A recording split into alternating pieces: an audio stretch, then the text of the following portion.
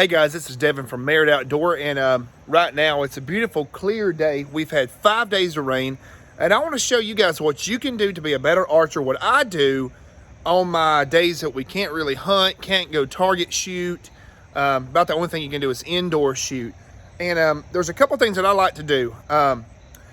So whenever you have rainy days, if you plan on ever using a different release and you have the ability to shoot indoor, that's a good time to practice. So what I normally do is I'll shoot through paper with different releases, and I will see how my grip affects my bullet hole and how my release affects my bullet hole. Now, if your form stays consistent each and every single time, your bullet hole should not change. But you can get variations if you're changing up your grip and you're changing up your anchor point. I have found this very effective, and this is what I do on rainy days, such as the last week has been here. I'm sorry I haven't made a video in a couple of days. I've been really busy with work. So I'm gonna go in here, set the tripod up, and I'll just show you guys how I practice on the rainy days. So let's go. All right, so what I like to do is I'll start with a blank piece of paper here, and I'll shoot at 10 yard, and or I say 10, maybe 5 foot. Nothing far. And all I want to do is work on shot execution. That's it. Because if you can master shot execution, you can perform a excellent shot downrange. So earlier today, I was shooting my Nexus 6 Prime, and I was bullet hole shooting. This is nothing to do with me. My brother was doing some other work down here, that and that. I think he was, I don't know. But that's the way that I like to practice. So I'll give you guys just a quick little demonstration on what I like to do, and I'll practice different releases as well. So I'll show you. All right, so I'm out here. Let's just simulate a rainy day, which all week has been very rainy. Today's been the first clear day that we've had. I haven't shot this bow too much. I'm waiting on strings from the archery shack right now. They're pretty worn out, so I'm not going to go shoot a lot right now with this bow. I thought I grabbed that arrows that I needed. These here are what I shoot out of my Prime, but it's not going to hurt shooting these out of it. Well, I want to get an accurate measurement, so let me grab the other arrows and we'll shoot.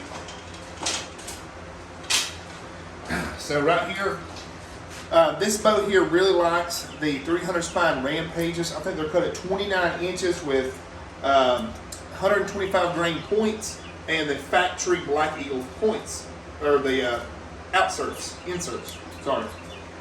So on a typical rainy day, what I'll do is I'll sit here and I'll work on shot execution.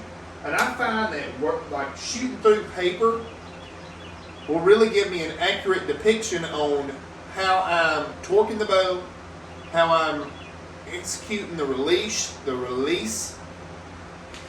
I'll just give you an idea.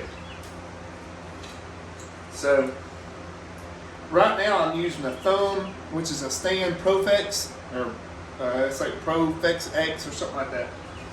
And what I do is I just work on form. I don't worry about aiming at nothing, and that's why I like to shoot through the paper, is because it gives you a blank canvas to shoot at.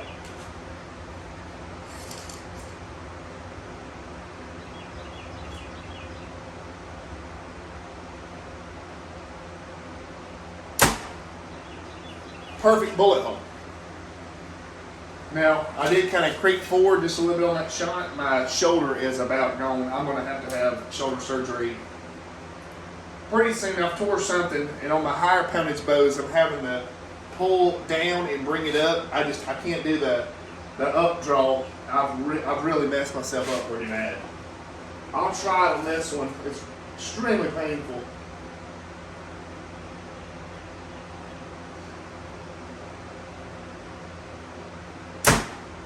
So what I done was I pulled through the shot, I loaded up my thumb.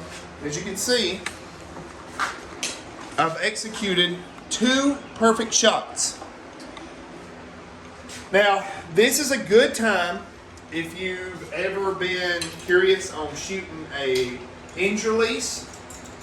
Because I promise you, if you go out there at 20 yard or 30, 40, 50, whatever, and you go to shoot a hinge and you've never shot one before, you're going to lose an arrow or you're going to shoot somebody's lights out in their shop. Don't ask me how I know. So I'll show you guys how I practice the hinge right here up close. Wow, okay, I was making sure. I thought I had that thing set like 50 yards. I was like, my God, I done shot high. I only bring 2 arrows down. I don't bring a lot of arrows because I've learned that if I bring a lot of arrows and I'm going to shoot, I'm going to wind up shooting the bow a lot at one time, and I'm going to wind up busting knots and everything like that, which I've done. Don't make that mistake. Limit yourself to 2 arrows. That way it makes you walk up, pull out, take a deep breath, relax, get your everything calmed down. That way you can get in your to help get your shooting cycle, what I call, back perfect. So we'll try one here with the hinge. Now, I probably won't shoot as well with this hinge. I'm not very practiced up with it. This right here is a Scott Ascent. And then, I might let it go prematurely. Hopefully not. Okay. Now I'll roll. Ooh, click early.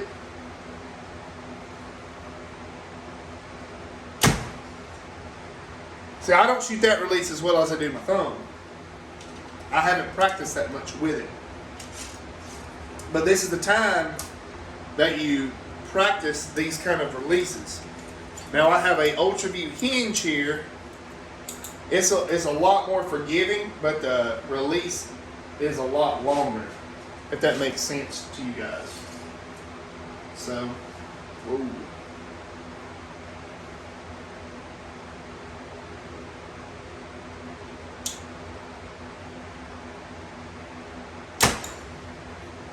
Perfect bullet hole. Both of those shots bullet holed, but the Scott Ascent definitely let off quicker than I wanted to. I'll do one more shot with it.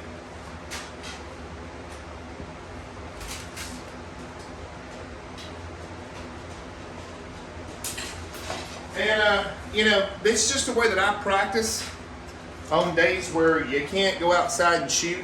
I get up close, and essentially I just practice my release.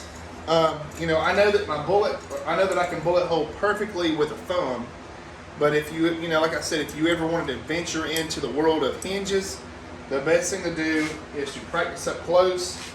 I'm going to try to get this where I can control the click. This thing's really hot, so.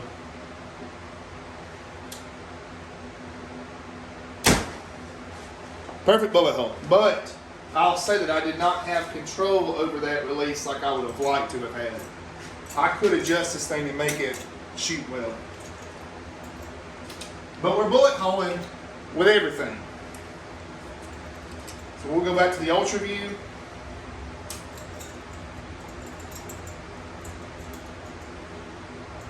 Now the Ultra View, you don't have to worry about it clicking off early or nothing like that. It pulls back straight.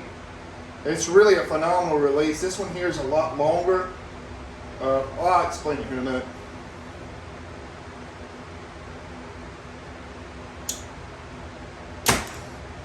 So I made the mistake of buying the large size. If I'd have bought the regular size, this thing would be deadly. Lights out. It'd be a great release. But this is what I do on my days off. I'm going to pick up one of these fat shafts. I know it won't shoot well, but the bow will shoot it. It might bullet hole it, but I don't think so. But this is what I do in order to practice my release. Now, I know if I'm starting to get a tear one way or the other, then that's where I play with my grip. So it's not always in the rest. A lot of people will torque the bow one way or the other, and I do a free float style. So I let the bow free float in my hand, and that's the way that I've always shot. Well, I've learned to shoot. So there we go. Correct anchor. Pull through the shot. And that one tear just a little bit that way, but these arrows are not set up for this bow. So That's just a quick little tip on what I do on a rainy day. I just sit down here and I shoot. And you don't necessarily have to shoot through paper, but you know, it's just a good way to just practice your release. Practice shooting with your whatever releases that you're using, whether that be an index, a thumb, or a hinge.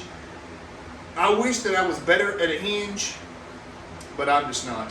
So, yep. You guys have a good day. God bless you. Make sure to like and subscribe. And this is the tip of the day. Thank you.